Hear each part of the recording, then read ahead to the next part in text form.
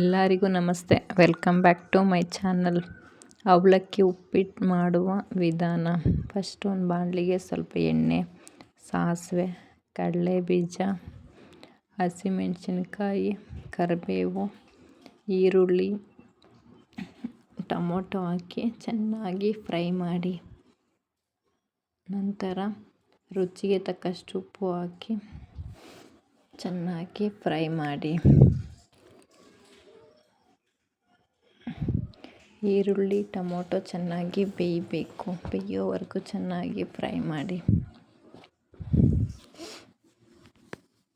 ನಂತರ ಸ್ವಲ್ಪ ಅರಿಶಿನ ಪುಡಿ ಹಾಕಿ ಚೆನ್ನಾಗಿ ಫ್ರೈ ಮಾಡಿ. ನೆನೆಸಿದ ಅವಲಕ್ಕಿ ಹಾಕಿ ಚೆನ್ನಾಗಿ ಮಿಕ್ಸ್ ಮಾಡಿ. ನಂತರ ಸ್ವಲ್ಪ ಕೊತ್ತಂಬರಿ ಸೊಪ್ಪು ಹಾಕಿ ಅವಲಕ್ಕಿ, ಕೊತ್ತಂಬರಿ ಸೊಪ್ಪು, ಸ್ವಲ್ಪ ಉಪ್ಪು ಹಾಕಿ ಚೆನ್ನಾಗಿ ಮಿಕ್ಸ್ ಮಾಡಿ. ಅವಲಕ್ಕಿ ಉಪ್ಪಿಟ್ಟು ರೆಡಿಯಾಗಿ